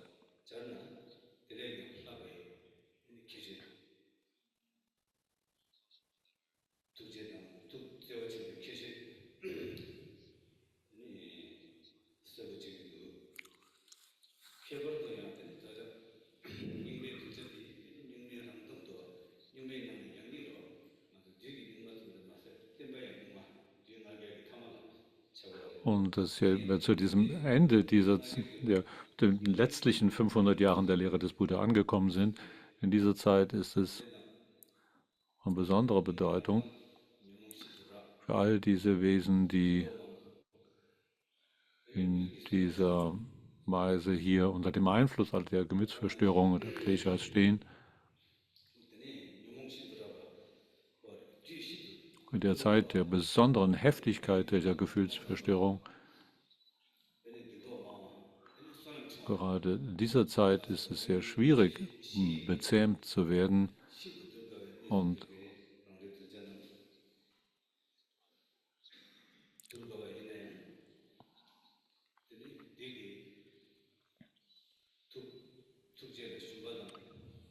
Es ist grundsätzlich so, dass es sehr schwierig ist, unser Gemüt zu beruhigen und in dieser Zeit hat seine Heiligkeit Kammerpa sich die Zeit genommen, uns in dieser Weise hier zu helfen. Und so wie es der große Meister der Mahayana-Tradition Ayadeva gezeigt hat,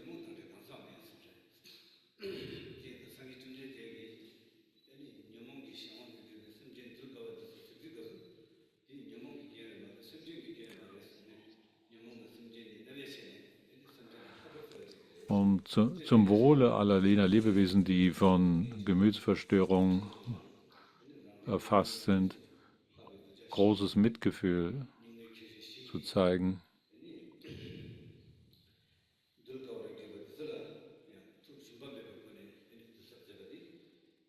so ein Herzensmut oder Mitgefühl, das kein Verzagen kennt.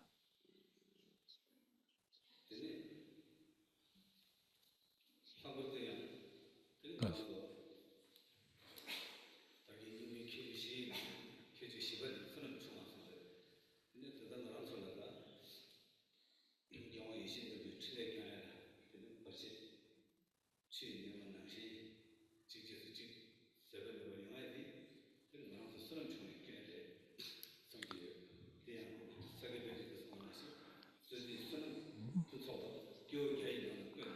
weil wir das Hindernis haben, hier das direkt in Javankammerpal von Antlitz zu sehen, ist ein Zeichen unseres mangelnden Ansammlung von Gutartigkeit.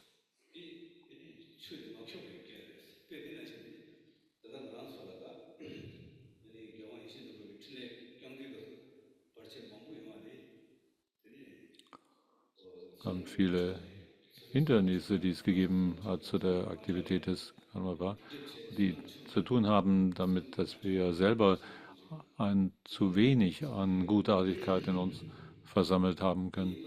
Und deshalb, so glaube ich, dass wir diesen Hindernissen begegnen.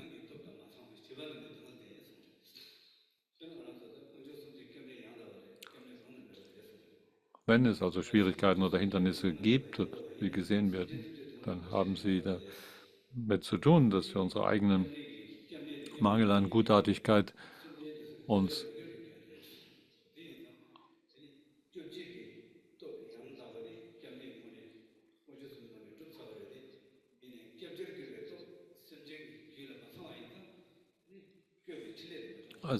wenn es darum geht, den Schutz zu gewähren, das heißt, den Schutz aufzusuchen, dann ist es nicht, dass dieser Schutz selber in irgendeiner Weise vermindert ist, es ist, es ist das Zeichen jener, die diesen Schutz suchen, dass sie diese Fähigkeit dazu nicht in ausreichendem Maß verführen. Es ist nicht, dass diejenigen, die Schutz geben oder der Schutz selber in irgendeiner Weise weniger oder schwächer sei, sondern Schwierigkeiten erscheinen in den Augen jener, die den Schutz suchen.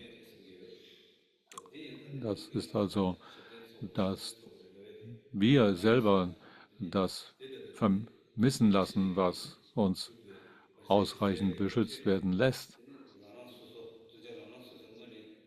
ist auch eine Art und Weise,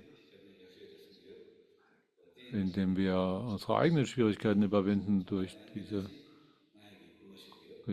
diese Aktivität.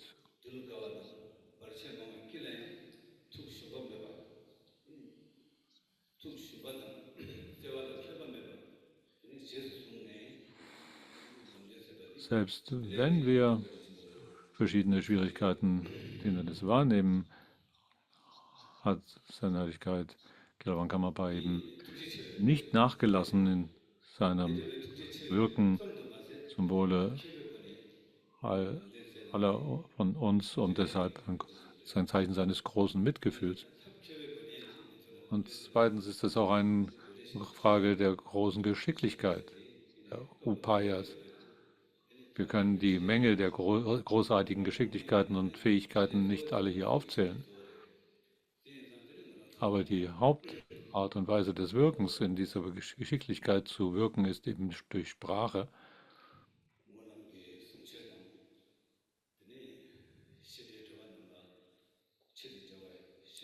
die verschiedenen Texte zusammenzustellen, alleine für das große Wünschen, den Menlam und die Unterweisung für die Nonnen zusammenzustellen und auch diese Unterweisungen hier, diese Vorträge zusammenzustellen. Jetzt, wo wir hier diesen Marngok Sommerdharma haben, für alle uns, die wir Schüler sind,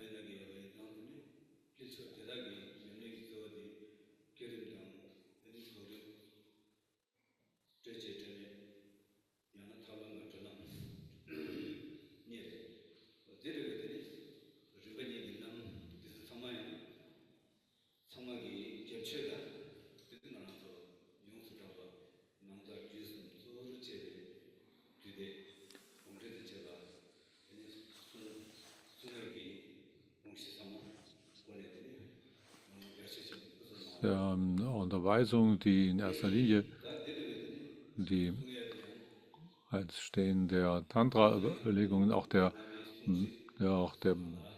großartigen, bekannten Lehrübermittlung hier begründet.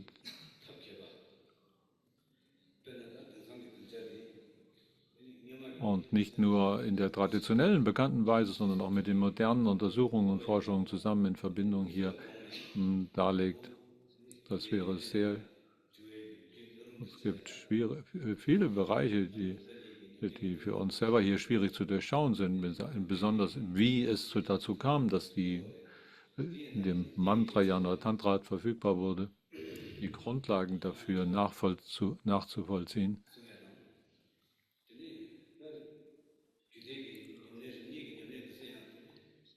Und um dieses Herzenssehnen darin und das Hingabe zu verstärken, hat er die 50 Verse dargelegt und dass die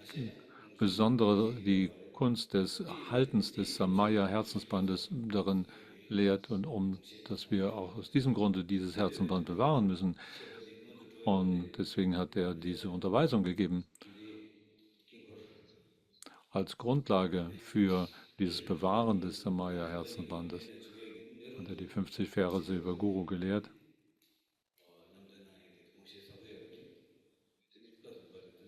Das ist die Grundlage für uns alle, dass wir die Lehren des Mantrayana beherzigen und üben können. Eine besonders geschickte Art und Weise des Lehrens.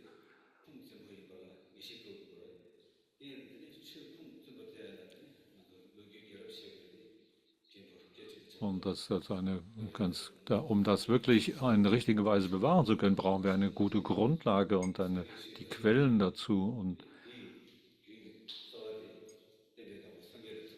und uns damit zu beschäftigen, indem wir ein Verständnis entwickeln, wie diese Unterweisungen ihren Ursprung haben in der Lehre des Buddha und dann weitergereicht und gegeben wurden bis hin auf den heutigen Tag. So, um diese Entwicklung genau nachzuvollziehen,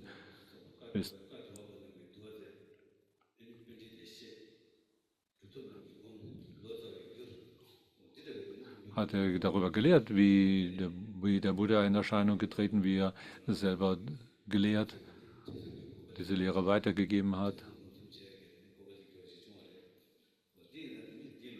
Er hat uns diese Gelegenheit gegeben, um diese ganze geschichtliche Entwicklung hier in uns selber nachvollziehen zu können. Und wenn wir solche Art darin Vertrauen entwickeln in die Quellen dieser Entwicklung, ist das von einem großen Nutzen. Aus diesem Grunde mag ich hier sagen, dass es eine Darlegung dieser Geschicklichkeit, dieser enormen Geschicklichkeit des Lehrens darstellt.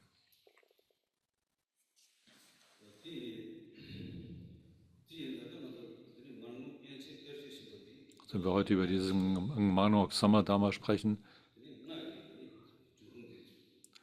sind sie als Hauptgegenstand dazu, wie die Mantrayana-Lehre aufgekommen ist. Und wenn wir über Tantra und Mantra nachdenken, dann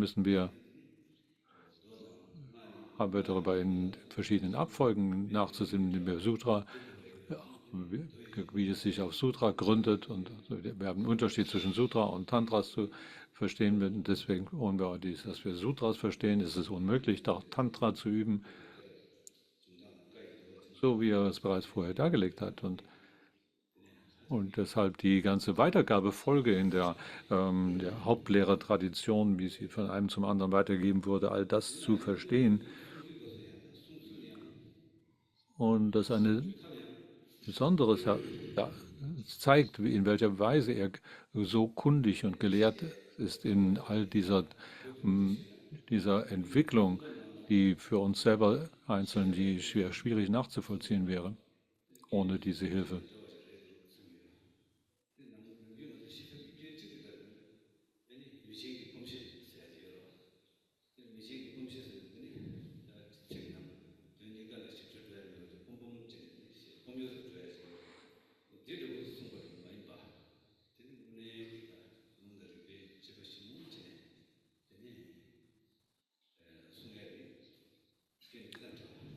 So hat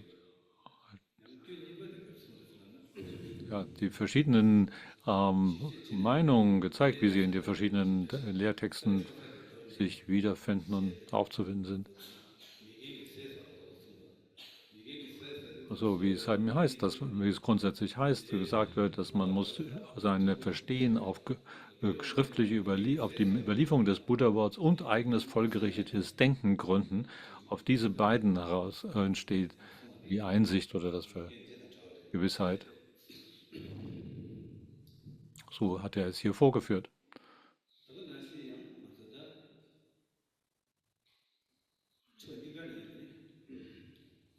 Also von beiden Seiten her, sowohl vom Mitgefühl wie auch der Geschicklichkeit,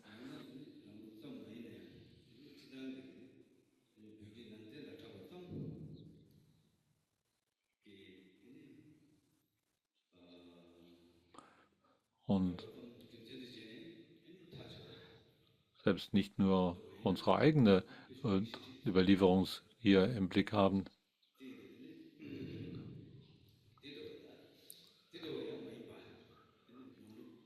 was bedeuten würde, man wäre zu sehr sektiererisch und daran verhaftet.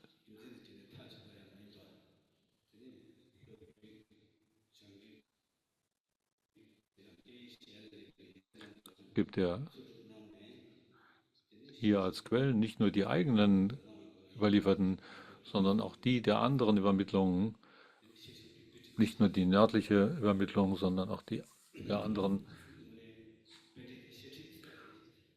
Er gibt uns nicht nur einen ausgewählten Blickpunkt, sondern eine weit gespannte Sicht auf all diese Entwicklungen.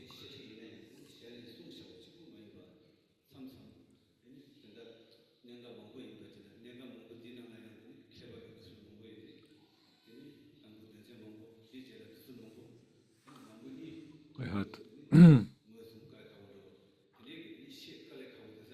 er hat diese Punkte, die sehr schwierig darzulegen sind, hier dargelegt. Viele, viele Punkte, die auf den ersten Blick außerordentlich schwierig zu verstehen sind, hat er hier in einer besonders geschickten Weise dargelegt, um sie nachzuvollziehbar zu machen, sodass es uns einen Zugang gewährt wird. So ist es nicht nur das große Mitgefühl, sondern auch die große Geschicklichkeit, die hier zum Ausdruck kommt.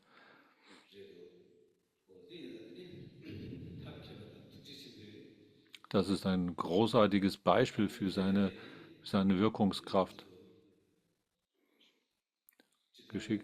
Großes Mitgefühl und Geschicklichkeit hier miteinander zu verbinden. In allen seinen Vorträgen und Darlegungen, nicht nur in diesem, aber insbesondere hier auch in dem Mangok Samadhamma, benutzt er diese großartige Methode. Und es ist von großem erstaunlich. Es gibt kein größeres zu bewundern als genau das.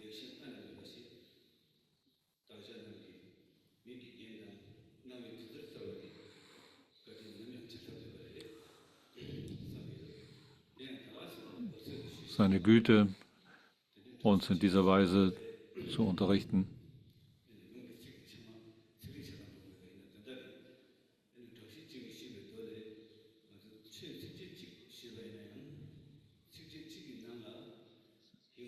So wie es heißt.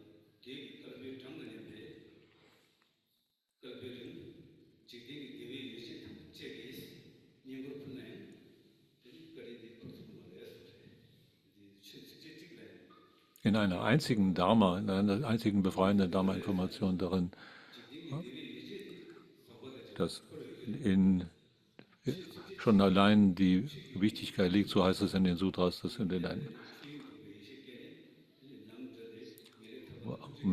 Ausführungen können sehr langwierig sein, aber ein einziges Wort nur zu verstehen, kann die Ursache für eigene Befreiung sein in dieser Weise.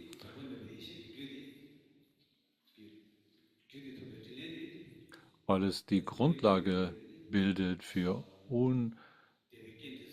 makellose Urbewusstheit und vollkommene Freiheit von wiederholtem Belastung des Kreislaufs zu erlangen.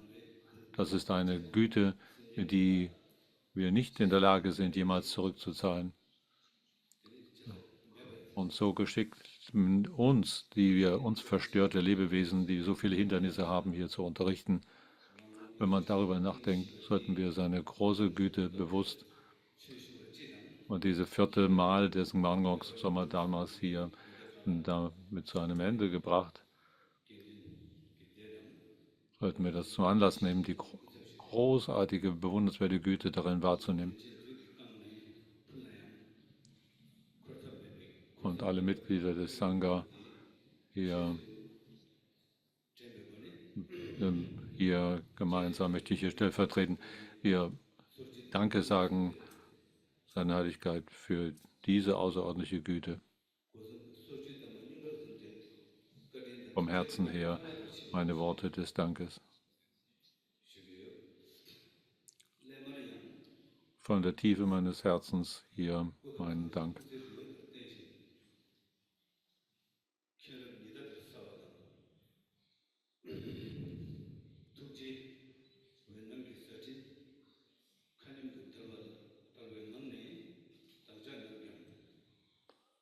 Und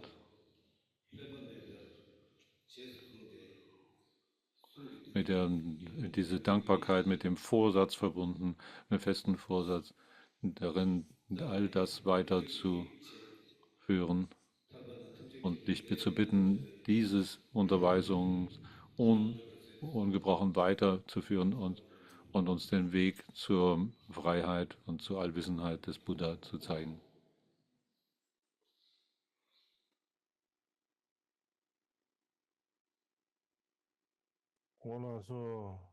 Okay. Okay, das sollten wir es hierbei bewenden lassen.